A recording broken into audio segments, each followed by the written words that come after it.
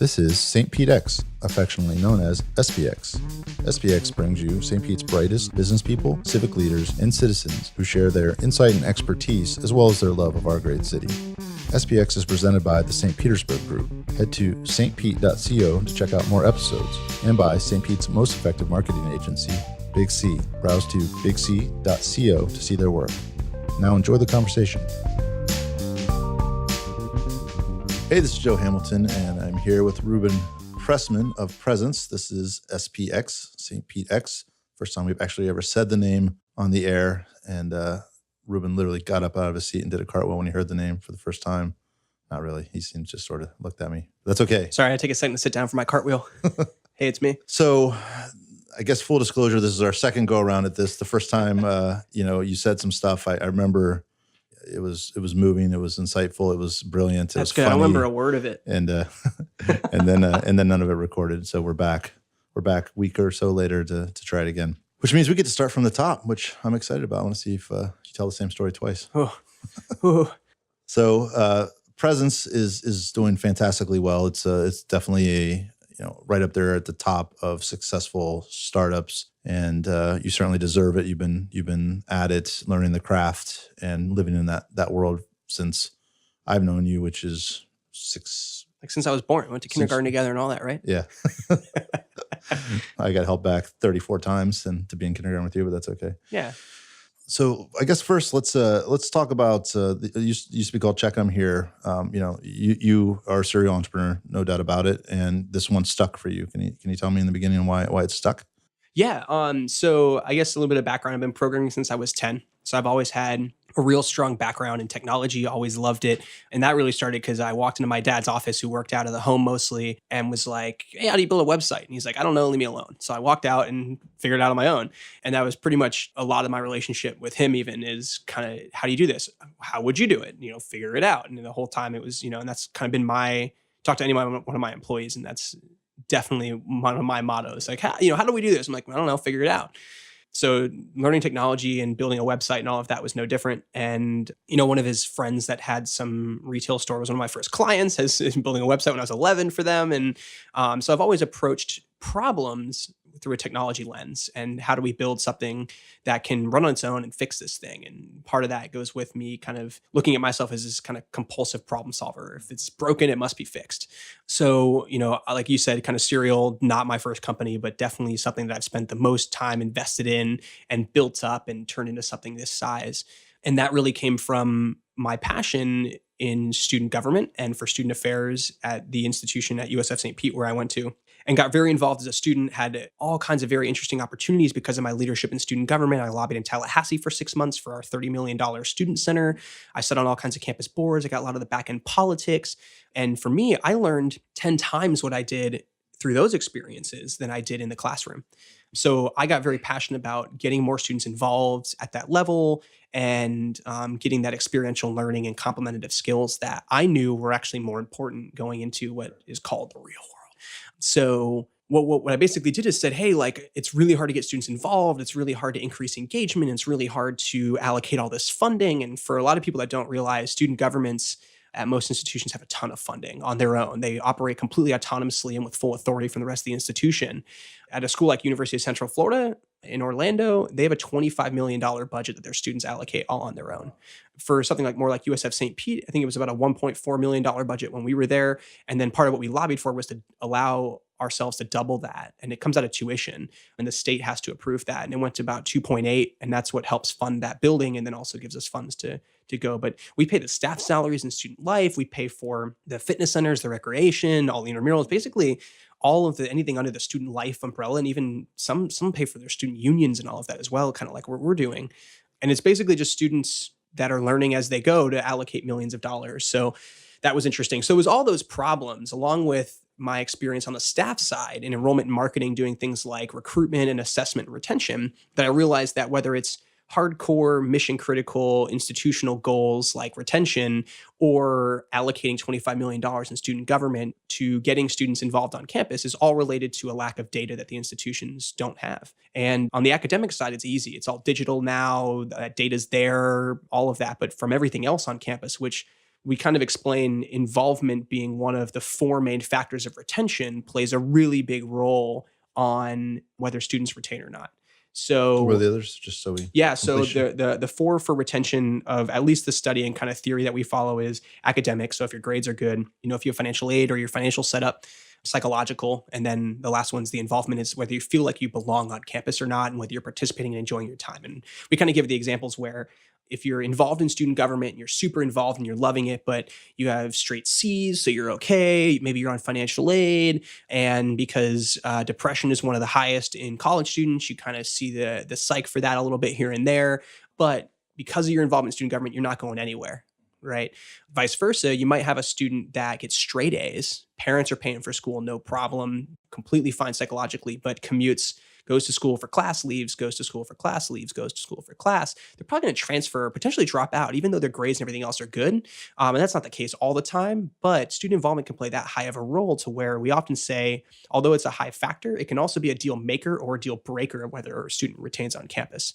And when there's something that important that can impact an overall institution's budget, and regardless of that, but even the student's experience, that can't go unnoticed. So we really take a focus on solving the data issue. And that's where we started, is let's let students swipe their IDs that they already have on mobile devices, and then couple that with a massive entire platform that helps simplify all the processes and day-to-day stuff that they do.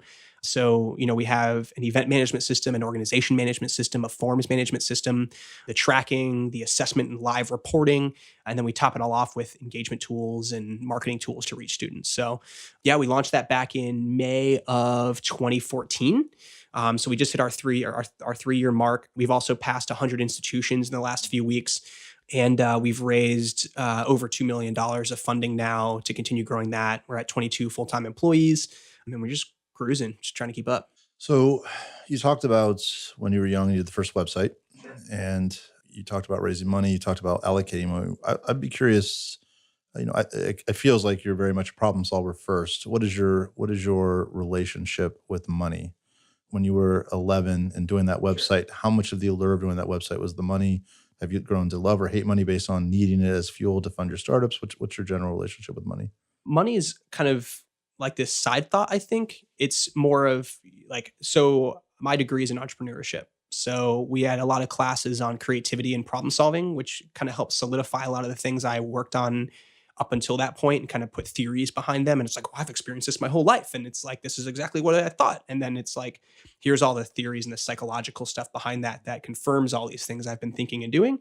So to me, and one of the things we teach, and I've taught that class now a few times at USF, money actually hurts creativity and makes it harder to solve problems, because you look at really large organizations and companies that get destroyed by startups and new innovations of just teams of a few. And it's because when you have money, you just throw money at the problem, right? So, yeah, we've raised 2 million, but even if we didn't raise that, we could potentially be where we're at now. We would just had to work a lot harder and figure things out. And it might have been a little bit slower, but the money makes it a little bit faster. And for me, it's you approach it with, well, how would we do this without money? And then if we had money, how much quicker can we put that same plan into action? But solving problems is my number one. That's what, you don't get out of bed in the morning and go to do something every day because you're getting paid. You do it because you enjoy it and you love it. And well, yeah, of course, right? But you don't get excited to go do that and get out of bed. Like when I say that, that's what I mean. And yeah, so for me, it's when I was 11, it's like, I can build something someone's going to use. That's so cool. Oh, they're going to pay me? Cool. I'll put that and save it for something later, right? And even now, it's like, yeah, well, we're raising money, but it's the goals and the vision and the execution isn't changing because of that. It's just speeding up for us. You get folks like Gary Vaynerchuk, right? He's a pretty famous, sort of entrepreneur. He built the wine library, and I guess no, he's definitely an entrepreneur. Absolutely. But for him, his upbringings, because I bring that up when you said that, and I actually did this as well along the lines of, I paid for my first year of a couple years of school, my car with baseball card money, and Vaynerchuk did that as well. Sure. But he was approaching it. He was a moneymaker, right? So I don't think he's doing it for the money. I think the money, and they say this about poker as well, money's sort of a way of keeping score. It's how good are you at being an entrepreneur, right? Absolutely. And so he was doing different things that weren't necessarily solving problems.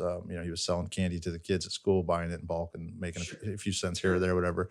But the money was sort of the affirmation or justification or so it's like almost different flavors of entrepreneurship. Well, yeah. So the money is the measurement of value in our society, right? So to me, if I've built something really great, someone using it is only half the win. The other win is that they see enough value into it to trade for it, right? And that's money. So it's not like, oh, I get money and I get to spend it. It's more like, all right, I've built something valuable enough that someone doesn't expect to just get to use it. They're willing to pay for it. No different for something like art, right? So if you're creating something beautiful, someone liking it is one thing, but someone valuing it to where they're willing to exchange something for that is a whole nother level, right? So how did you derive your pricing for your products as far as was it tied to backing out of what the retention was worth to the schools, or where did you determine value to tie it to pricing? Yeah, I mean, for us, it's a constant learning experience for us, and it's constantly changed. We started extremely inexpensive and naively monthly for an institution that runs on a yearly budget and spends things yearly. So we actually like very early on, like 3.5 years ago, when we were testing out pricing. The first school was like, yeah, we want to pay yearly. And the second school was like, yeah, we just want to pay yearly. Third school's like, we want to pay yearly. It's like, all right, we're getting rid of monthly pricing. And that took like a couple months.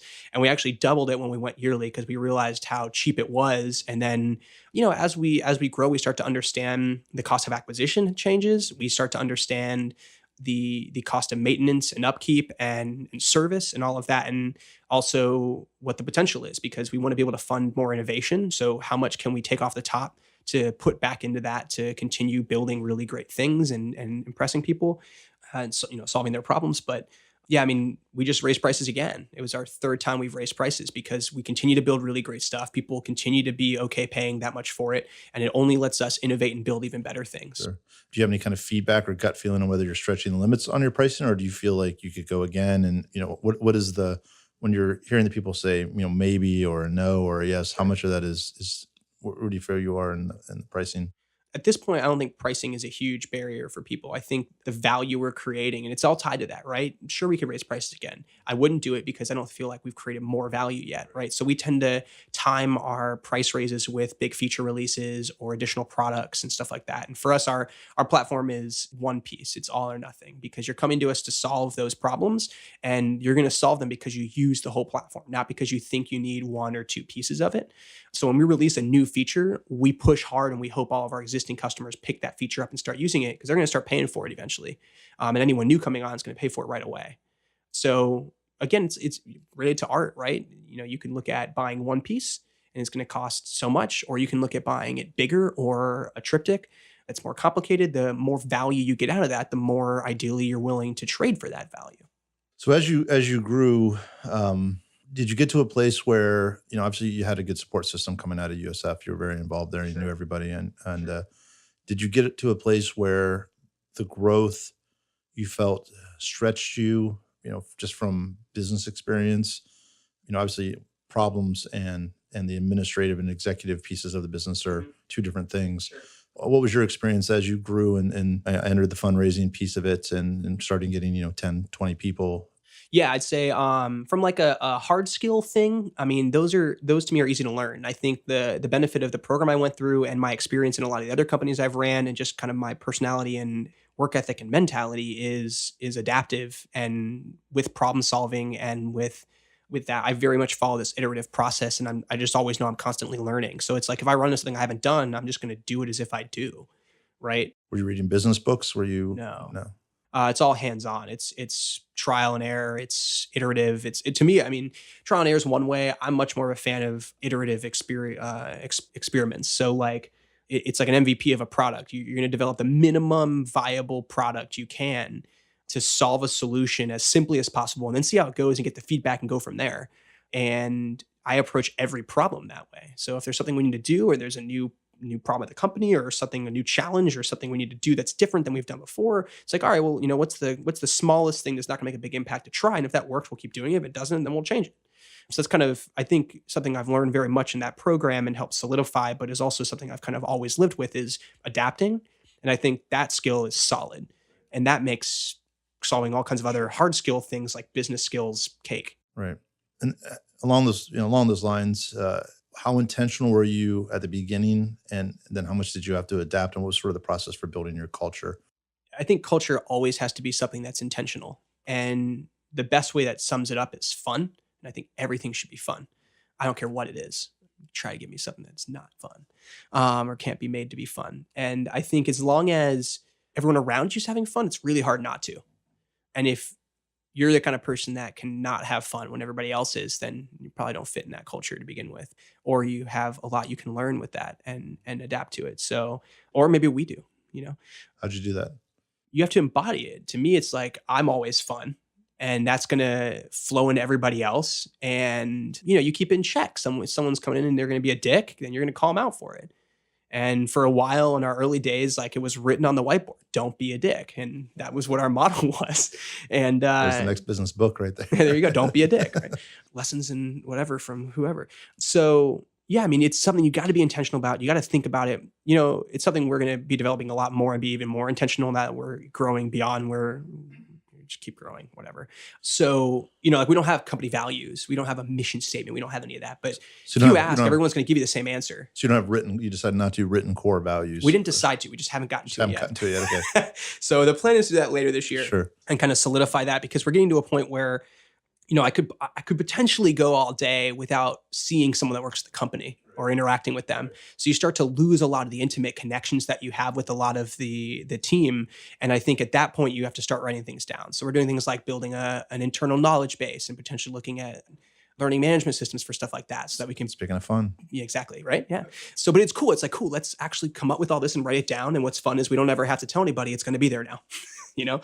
So fun's a good perspective that you can shift. It's really the secret sauce, you know. And I think especially people in the community look at, I think Big C's done a good job with that. We have a really good office, and, you know, I credit Andy and Zooey for that. I mean, Andy's been building this brand for 10 years and it's just done an amazing job with it. And I was happy to plug into that and be, you know, but I would say that, you know, you embody that for sure as probably even more than, definitely more than us here, just because you're like 16 years old or something like that. But you know, that sort of fun, modern, millennial, you know, corporate environment that a lot of people are chasing, you know, and you've got it. So that's why I ask, you know, just, you know, deciding what to write down and what not to write down. And how do you feel like just your leadership presence is enough to enforce So I think it has been. And I think the initial employees that embodied it very well have continued pushing it. But I think where we're getting now is how do we describe that to new employees and people? Because I think we're at the point now where there's so many, like, we don't have a huge hierarchy, but levels between people that I barely interact with some of our new employees at this point. And it just has to be that way right now, because there's just so much to get done for everybody. And it's like, even if I'm not busy, they're busy, you know? So there's got to be a way to translate that all the way down. And I think the issue where a lot of companies have is you can't just overnight and say, oh, we're going to be like this. Right. It's an inside thing. It's a passionate thing. And I think a lot of companies very much underestimate the impact that an important company culture or unique company culture is going to have, because it impacts every single piece of the entire business. Yeah, and you know, we did a lot of thinking on this when we were working with the EDC and what would draw corporations to come down here. And one of the big changes that's happened probably in the last 6 years, 10 years, is that it used to be corporations were competing with other corporations for employees, and now most corporations are competing with no corporation, because people can go out and do their own thing. The whole infrastructure is built out, and so it's just so much more accessible now. Yeah, to get someone to show up at your office every day, their quality of life it has to be there for them, or else they'll just have their own quality of life at home. Absolutely. And, yeah. And so for us, it's, you know, our office space specifically, I want it to be somewhere people enjoy being more than their home. And that's always been my goal. So we have a full kitchen. People can cook breakfast and lunch, and they do. We have showers so they can work out during lunch, and they do. And we have a washer and dryer so people can do their laundry at the office if they don't have that at home. And it's sweet because they appreciate it, and they stay a couple extra hours in the day and do their laundry, or come in early and do their laundry, right? I can see some people in our larger corporations in St. Pete listening to this and go, all right, do what Reuben's doing. We need a washer and dryer Get some now. cots. Now, you know, but you know, it's some of the things are so hard to look at, I think, for some of these big corporations and say, whoa, there's no way we could do that. But in reality, they could, and they would have no clue the benefits that come out. So things are like that are like unlimited PTO and flexible hours. But you look at a company that's like limits PTO to 14 days a year, which I think is typical. I have no clue. I've never done it before. What our policy is before you start talking about what this. What is this? Are you 2 weeks? I'm going to have to change it now to do what Reuben does. Exactly. Like every other corporation. Right. So it's like we're unlimited PTO. we have flexible hours, and we have not had a single person take advantage of that. Right. And the benefits of that is amazing. And it's almost intangible. And I mean, for us, I can't give you stats because it's how we've always been. I can't be like, well, since we implemented this, but you have a big company with even hundreds of employees, which is still an SMB. You look at those numbers and you're like, well, if people take off an extra week, then this is this many hours. And it's like, you just can't approach it like that. It's like, if you announce that you're going to give people this, no one's going to take advantage of that. And if they do, then they might not be, a good fit of the company. Or some people that do, I've read all kinds of stories, people that take 50% of time off and the other 50%, they still kick ass more than the rest of the employees, and it's worth it. Like, who cares? About what you do. Right. So it's like these companies are like, you got to be in at 9. If you're late, then, you're at risk of losing your job. It's like, why? It's all about output. Well, that's definitely antiquated. I can rant about that stuff all day. So to me, it's just doing what you know is right and practical, because you're never going to go wrong if you think that way. I think the thinking is sort of that's the first step, but the scalability is the hard part, right? Because I think when you've got, like you said, when you can always impose you can always be a figurehead. There's always the Steve Jobs types who's, even when he's not interacting, they permeate the culture. But at the end of the day, Steve Jobs types, like there's more. Yeah. Well, there are figureheads, the people, but when you start to scale and you get the 100 employee, or when you start not knowing half the people's names and things like that, then the fun that you were able to bring through that contact gets dissipated, and you've got to be able to make that programmatic. Yeah. So I think because we've started from day one with it, I mean, I feel like I could leave and it would still continue, because I think everyone's very much embodied that, and that's part of it to begin with. A little mini internal influencer kind of vibe where as long as you have the seeds there that throw it out. Then I think it takes like a week or two for people like, oh, this is really cool, and then they're like, probably don't believe they can be that, have exactly. That much fun. Yeah, it's we have to we talk about we have to break people coming in, especially because a lot of the people that we're hiring, especially for sales and like marketing, are coming from our industry and student affairs, which a lot of them have never been outside of an educational institution. They start, pre-K or kindergarten, and they go to college, and then they go to grad school, and then they work at the college. And they might switch schools so they get some different experiences, but they've never been in a corporate environment or a business environment or outside of that institution. So a lot of their mindset is so locked on the way that stuff happens. And because they've never been trained in typical business communication and processes, the way they work is completely different and so old and convoluted. And that's the exact reason there's so much bureaucracy and politics that are there. So they come into us and we're like, nah, screw that. Get rid of that.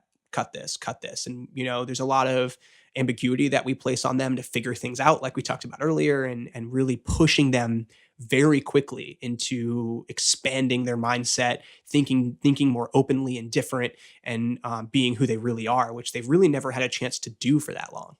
And everybody just freak out with that kind of freedom, and just we have some people, that it gets stressful and they don't understand it, but they all come around eventually. We've never had an issue.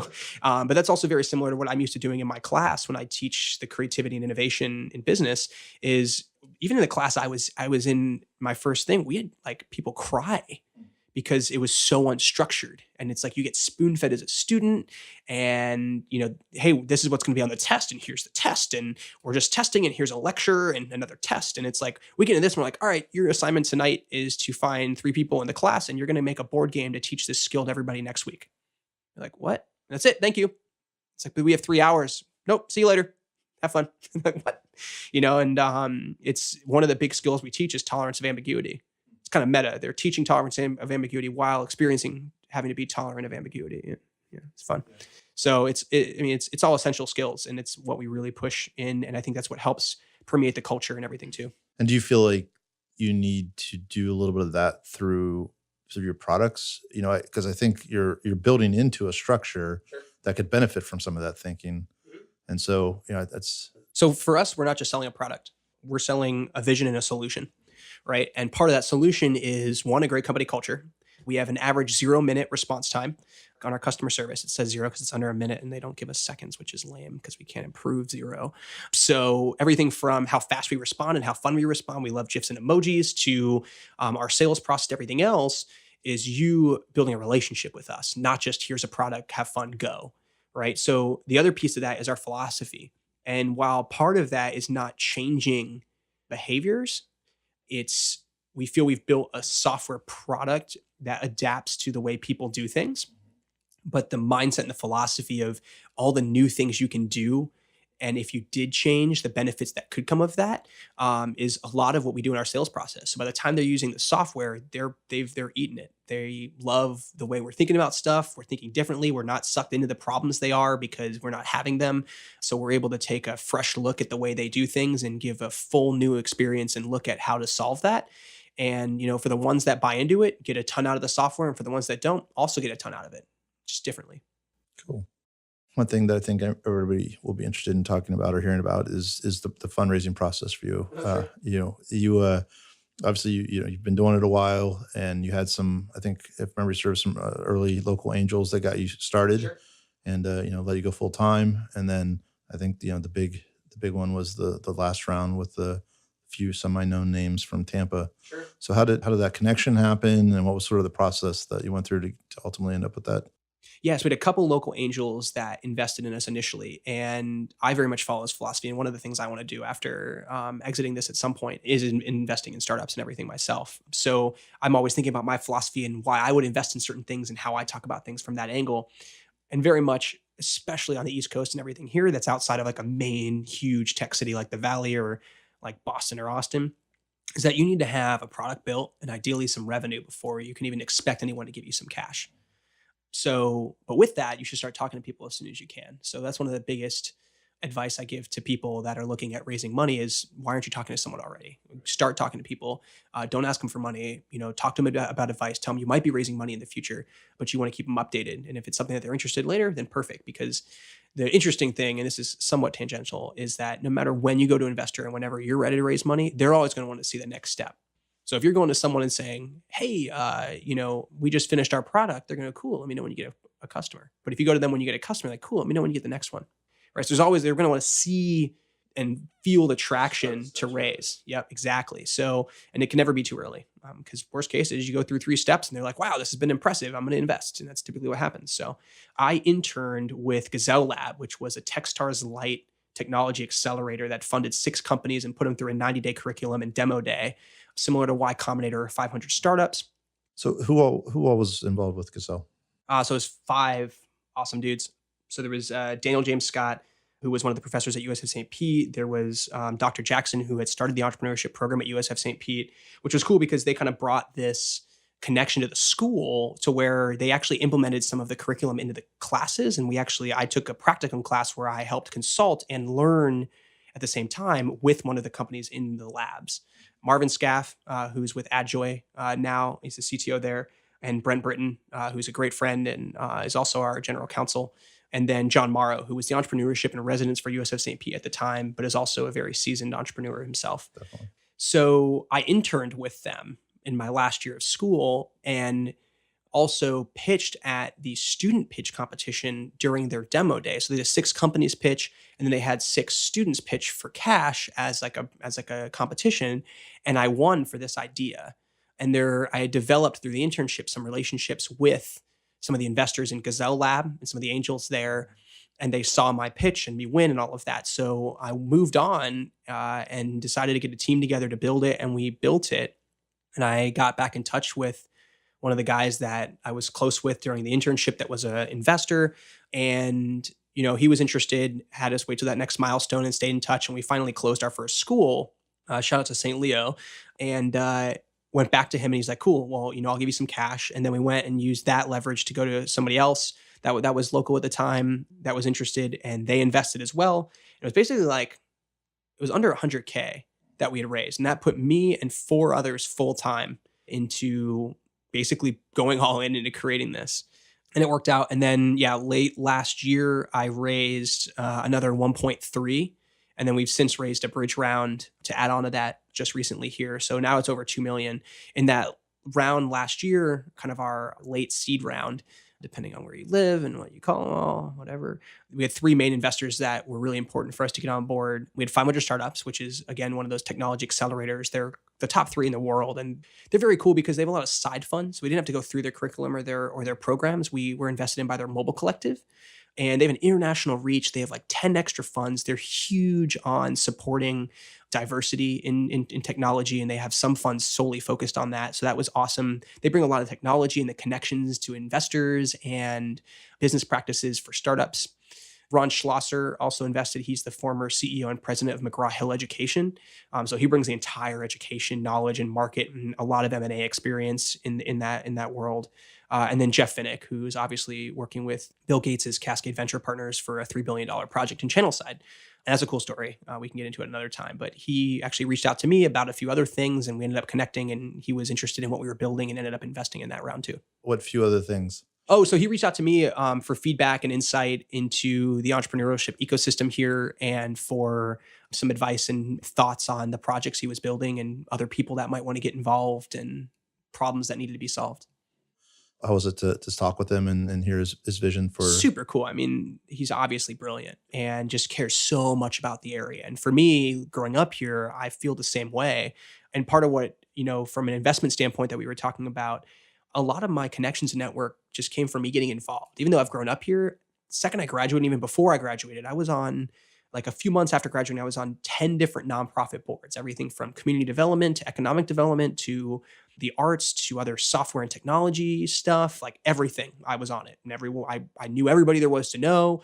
There's someone that pops up. They're like, oh, you got to meet with Reuben. He's involved with everything. And it's like, that was huge. I spent over a year doing that. I'm still involved in some things, but my head's pretty much down on the company at this point. Sure. So, for someone like me that's invested a lot, even so far in the community and cares so much about it, it's awesome to have a conversation with someone that's putting billions of dollars into that and bringing some amazing, amazing opportunities together. And he's putting out free art shows, world-class art shows now, just for fun. He just invested in the Tampa Bay Times, which is awesome. And he just seems to just be doing it all and everything. And it was pretty cool. Yeah. It was interesting. He's got a box at the Lightning, and he just sits in it on his own. And I went with JP to the box, and we were right across the way. And it's like, oh, the box is empty. Yeah. Just one person sitting there. I go, that's Jeff. He just comes and watches every game by himself in his box. And occasionally his wife will come and sit with him. And he says that in every game he's ever been, there's never seen anybody else in there. He just likes that focus and that concentration. I found it very interesting. Yeah. Well, I mean, he's the sole owner of that team. So it's like I guess, way to kind of see it all happen without being in the commotion to manage it. Yeah. So one thing I definitely think some of our listeners would find interesting, you'd mentioned talking early and often to potential investors. Sure. What are some of your experiences as far as what do you look for in a potential investor? And, are there red flags? Are there must-haves? What's your own philosophy or any tips you have on that? I think it's a very trendy thing to be in right now. I mean, there's HBO TV shows about it. It's, everyone's got someone that's making an app or knows how to build something. It's like, so from an investor standpoint, when you can put on this persona of, oh, I got money, you need something from me and blah, blah, blah. There's a lot of that. And there's a lot of time that can be wasted. There's a lot of hopes that can be made or not made.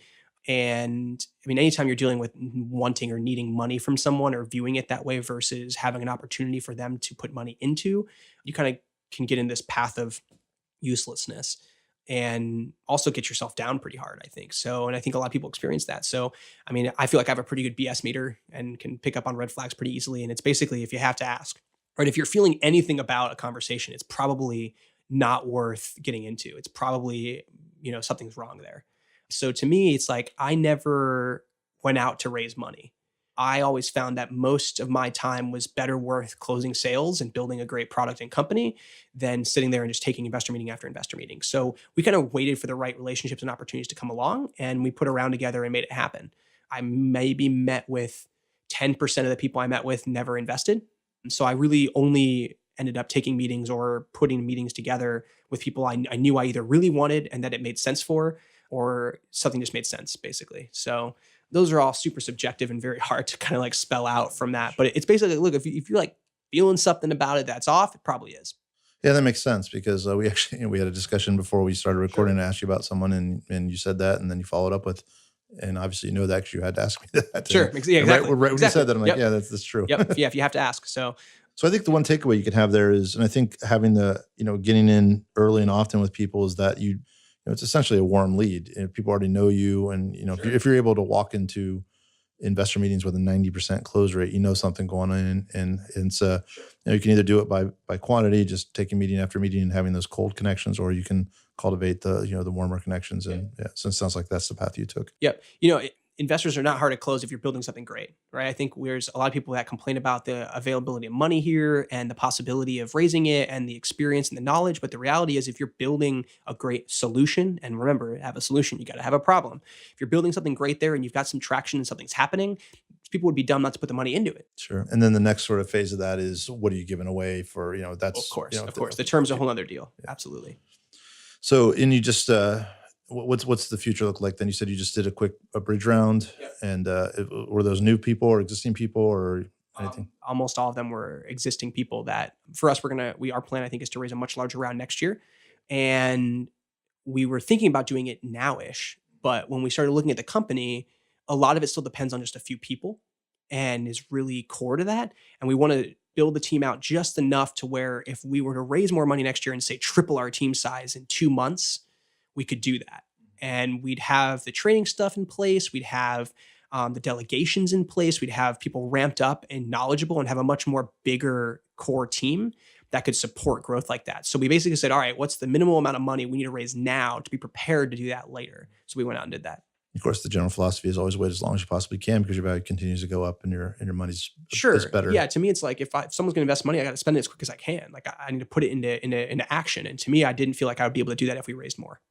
Cool. And what will that bigger round bring? Is basically just supercharging what you're already doing, or does it lead you into some new realms? New realms is as far as I'll go with that. Okay. Yep.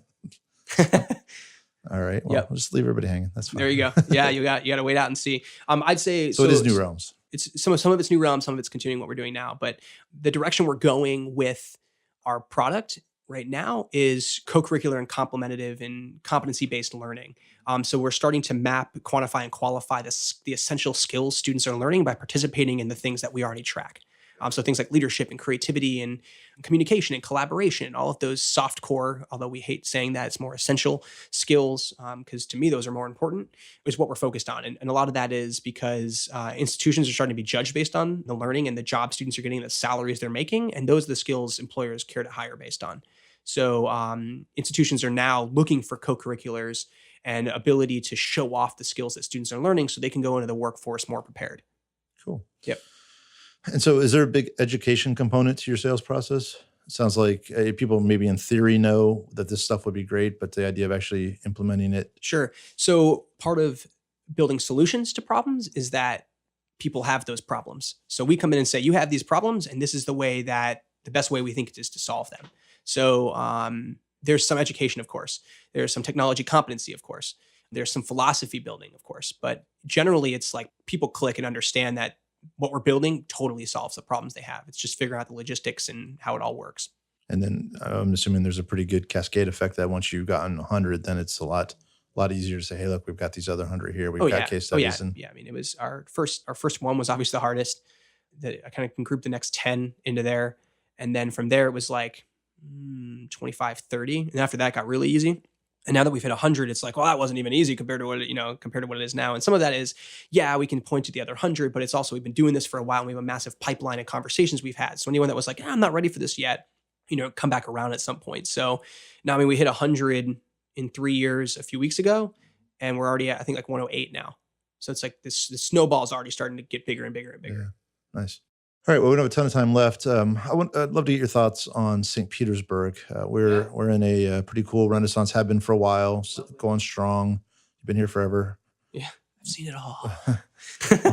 It feels like we've grown pretty organically. It feels good in general. It feels sustainable. Obviously, we've got some building that may not be sustainable or whatever. What are your general thoughts on Talk about relation to culture, right? And it's organic, it's natural, right? I think it's different than a lot of cities that are deliberately putting in infrastructure and things to make it work when, again, you're trying to solve problems you don't have. And for us, it's if people want a solution, it's because they have a problem. And that's what they're doing here. So now it's cool. I can look any direction and see multiple cranes going up with massive buildings. I know there's more people that are really cool and skilled workers and talented people moving here to make it even better. And I think most of the people here are very much on the same page. I mean, even developers that are building stuff, they reach out to me. They talk with people like me, and they're really interested in seeing what's necessary to build here and helping cultivate what is already being built here. So it's cool. It's, and the thing that makes, I think, us super unique is our people and the people that we have here and everything being built around those people versus for a certain person. It's diverse. It's interesting. obviously you can't beat the weather that everyone talks about. But I mean, I think the city was designed even infrastructurally ahead of time with where the highways stop and with gridded streets and easy numbering and space Green and space on the water. yeah, I mean, the whole thing is it's just perfect and it's happening and it's not slowing down at all. Any So red flags?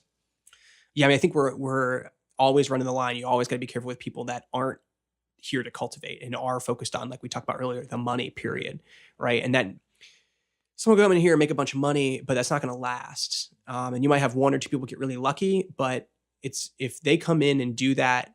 We look at the main block where Janus and all of that stuff is, and the developer I read about trying to talk about, demolishing that and building a new building, and we'll put all the businesses back and they'll come back in and they'll be there, but that's not the case. They're going to go out of business. You're going to kick them out for a few years.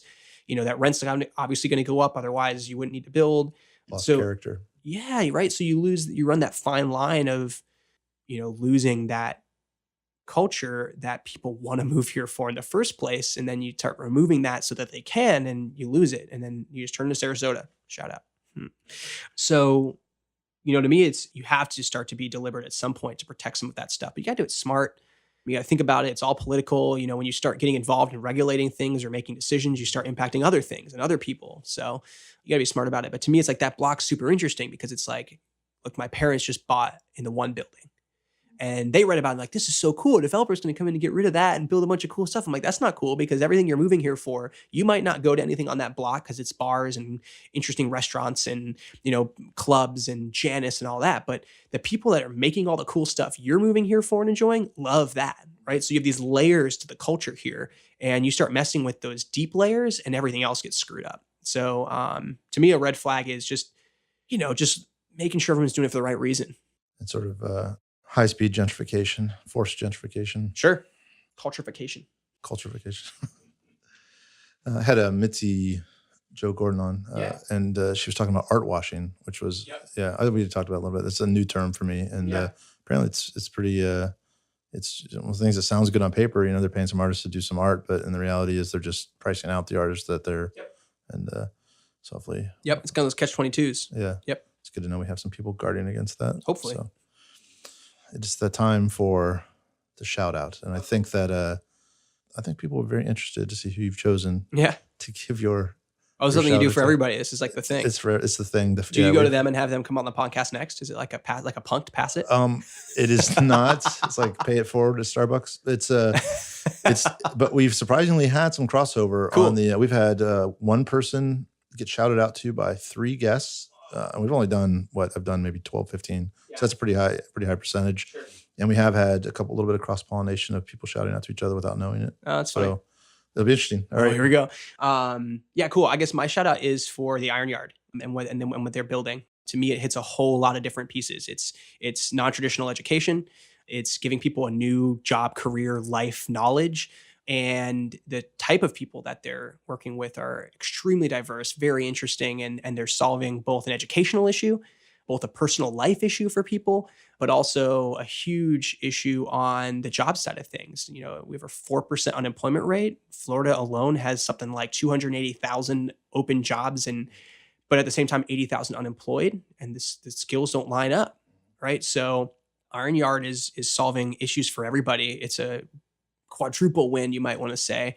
And I think they're doing a great job doing it. Their cohorts are growing. We're pumped to have them here in St. Pete. We just made our first hire of one. He starts Monday. I'm on the advisory board. So there's no conflict of interest, but I wouldn't be doing that if I didn't think they were doing something amazing, right? Yeah, Andy is too. Exactly. So I think that's the stuff they're doing and the reasons they're doing it is perfect. Love it. That's a good one. All right. Any final thoughts on life? Anything that the world needs to know that, they don't already? Well, that's a question I got to prepare for. No, I'd say it's never too late, and nobody else knows what they're doing either. So just do it. That's right. I tell you, the more we've worked with bigger and bigger companies, and you think that when you go from small to big, they have it together more. Opposite, totally the opposite. So nobody really has it together. You keep plugging and have fun. I think to your point. Exactly, fun is what it is. Cool. All right, been a pleasure. Appreciate it. Thanks for coming back again. Sorry about the first time. Yeah, this has been okay. Yeah, dude, this has been fun. I appreciate it. I'm gonna have to go back and listen to all the other ones and subscribe now. So I definitely appreciate you hosting me here, and hopefully I didn't bore anybody. I don't think so. Cool. All right. Thanks, Reuben. See ya. You've made it to the end of another great episode.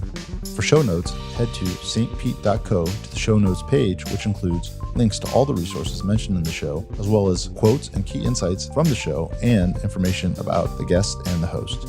Thanks again to our sponsor, Big C. Head to Big C, that's BIGSEA.co to check out their work.